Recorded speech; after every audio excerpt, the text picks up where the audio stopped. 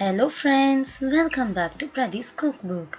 இன்னைக்கு நம்ம வீடே மணமணக்கிற சாம்பார் பவுடர் தாங்க பண்ண போறோம். வாங்க அந்த சாம்பார் பவுடர் எப்படி ரெடி பண்றதுன்னு பார்க்கலாம். காஞ்ச மிளகாய் 150 கிராம் அளவுக்கு எடுத்துக்கோங்க. இந்த காஞ்ச மிளகாய் வந்து ஈரப்பதமா இருக்குங்க. அதனால ஒரு சூடான வாணலில இத நம்ம கொஞ்சமா ட்ரை ரோஸ்ட் பண்ண போறோம். ஆயில் எதுவும் விட வேண்டாம். சும்மா ட்ரை ரோஸ்ட் பண்ணாலே போதுமானது. சூடு வந்து மிளகால ஏறி இருக்கா அப்படின்னு தொட்டு பார்த்துக்கோங்க. நல்ல சூடான உடனே இறக்கிடலாம்.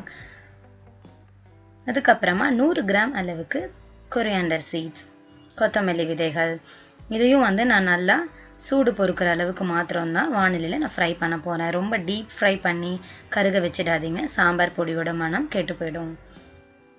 50 கிராம் அளவுக்கு துவரம் பருப்பு, 50 கிராம் வந்து ஒரு 4 டேபிள் ஸ்பூன் அளவு இருக்குங்க.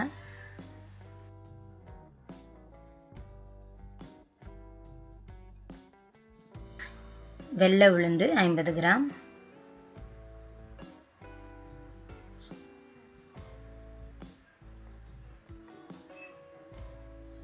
கடலைப்பருப்பு 50 கிராம்,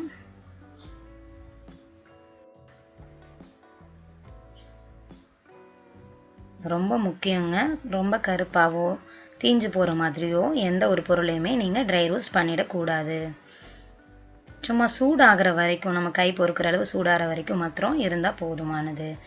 இப்போ நான் 50 கிராம் அளவுக்கு அரிசி எடுத்திருக்கேன். இது எந்த அரிசியாக வேணாலும் இருக்கலாம். புழுங்கல், ஆறு பச்சரிசி. நான் வந்து சாப்பாடு சமைப்போம் இல்லைங்களா, பொன்னி புழுங்கல், அந்த அரிசி தான் எடுத்திருக்கேன். அரிசியை மாத்திரம் நம்ம அதை பொரிய விடணுங்க. பொரிஞ்ச உடனே எடுத்துக்கிடலாம். சீரகம் 20 கிராம், இது 2 டேபிள் ஸ்பூன் இருக்கும்.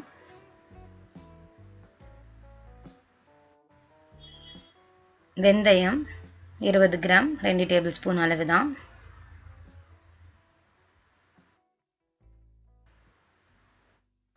இப்போ எல்லாத்தையுமே நான் ஒரு மிக்ஸி ஜாரில் மாற்றிட்டேன். சூடு ஆறின பிறகு மாற்றணும், அதுதான் ரொம்ப முக்கியம். சூடு ஆறின பிறகு மிக்ஸி ஜாரில் போட்டுட்டு இப்போ நான் வந்து 20 கிராம் அளவுக்கு பெருங்காயத்தூள் ஆட் பண்ணுறேன்.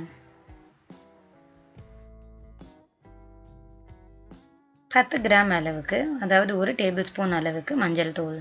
இப்போ இது எல்லாத்தையுமே நான் வந்து என்னோட மிக்ஸி ஜாரில் போட்டு நல்லா அரைச்சி எடுத்திருக்கேன். பார்த்தீங்களா, நம்ம எந்த ஒரு கலருமே சேர்க்காத ஹைஜீனிக்கான முறையில் நம்மளே ரெடி பண்ண சாம்பார் பவுடர். உங்களுக்கு பிடிச்சிருந்தா உங்கள் ஃப்ரெண்ட்ஸுக்கும் ஷேர் பண்ணுங்கள். மறக்காமல் வீடியோவை லைக் பண்ணுங்கள். இந்த சேனலை சப்ஸ்கிரைப் பண்ணாமல் இருக்கவங்க சப்ஸ்கிரைப் பண்ணிவிடுங்க. தேங்க்யூ ஃபார் வாட்சிங்.